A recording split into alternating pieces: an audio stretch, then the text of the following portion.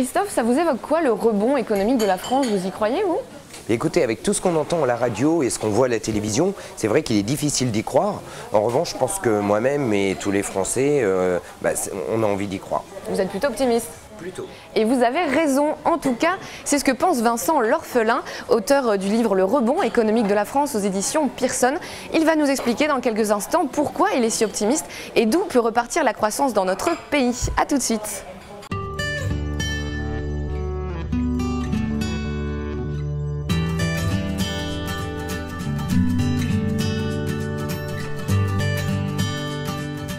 Vincent L'Orphelin, bonjour.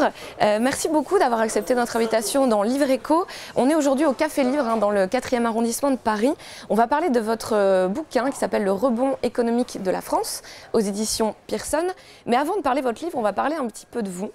Vous êtes l'ancien directeur de BNP Paribas Audiovisuel, vous êtes l'inventeur de 6 brevets et vous avez fondé Venture Patents. Est-ce que vous pouvez nous parler un petit peu de cette société et nous expliquer ce qui vous a poussé à écrire cet ouvrage sur l'innovation? Venture Patents, je suis consultant en brevet d'usage. Le brevet d'usage, j'aide les entreprises de croissance à protéger leurs innovations d'usage et dans certains cas leur modèle économique grâce aux brevets. Vous avez peut-être entendu parler de la guerre des brevets. Ce sont des brevets aujourd'hui qui sont extrêmement convoités et qui sont devenus absolument nécessaires pour garantir et pérenniser la croissance des startups et des PME de croissance. Alors pourquoi avoir écrit un bouquin sur l'innovation, ce qui est un peu lié au brevet si on veut? D'abord parce que l'innovation, c'est ma passion.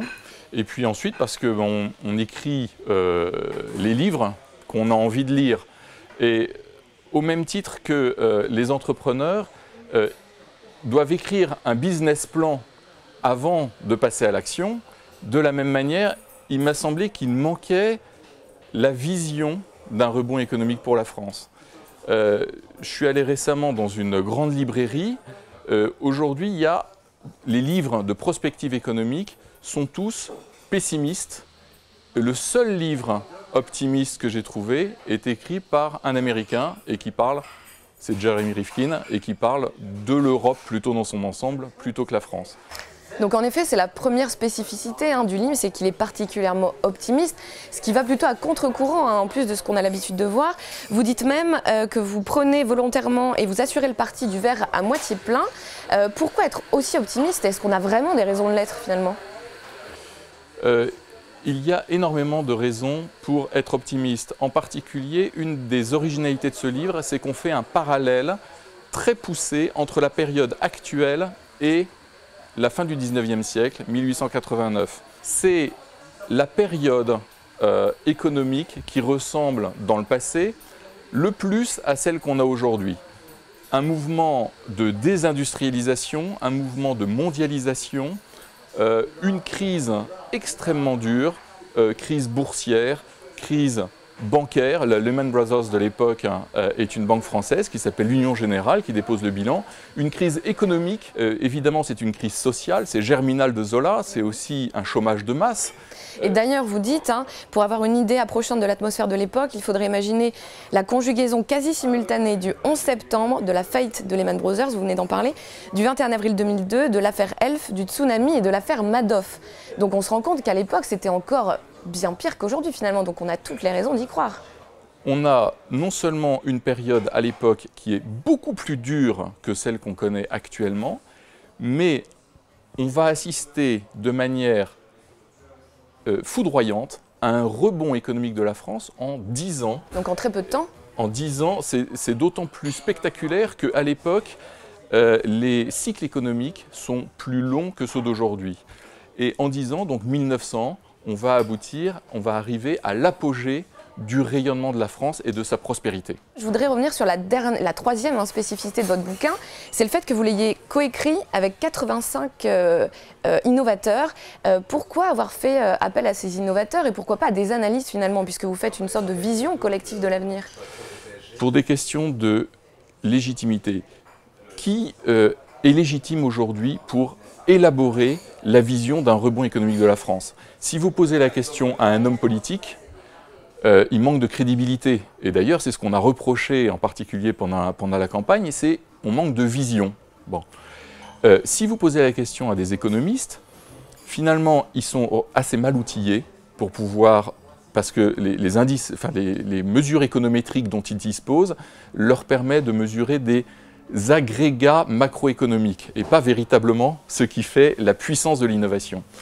Et en plus, ce sont des observateurs et non pas des acteurs de l'innovation.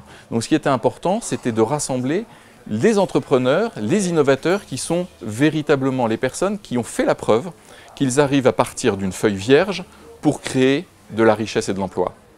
Dans votre livre, vous développez les 10 atouts par lesquels la France justement peut arriver, donc c'est un des exemples, hein, à 2,3% de croissance.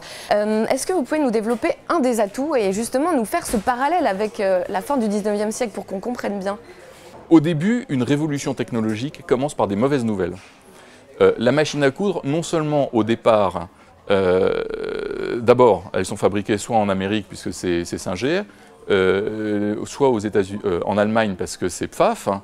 Donc déjà c'est pas bon pour la balance des paiements. Ensuite, ça crée un chômage de masse, mais par la suite, ça fait chuter le prix du vêtement. Ça augmente donc le pouvoir d'achat des gens qui se mettent à acheter beaucoup plus de vêtements. Se développe le secteur de la mode, en particulier à Paris. Ça contribue aussi à renforcer l'industrie du luxe dans la confection. Et aussi, ça réinvente le marketing, et en particulier celui de la grande distribution qui sera inventé à l'époque. Alors de la même manière aujourd'hui, le développement du e-commerce produit des résultats qui sont absolument considérables. On a des plateformes de comparaison de coûts comme leguide.com, ou encore des modèles économiques qui sont extrêmement audacieux, comme celui de venteprivée.com. Aujourd'hui, bon, ça a l'air d'être encore une petite start-up, pourtant c'est une société qui réalise plus d'1 milliard d'euros de chiffre d'affaires, ce qui est absolument considérable.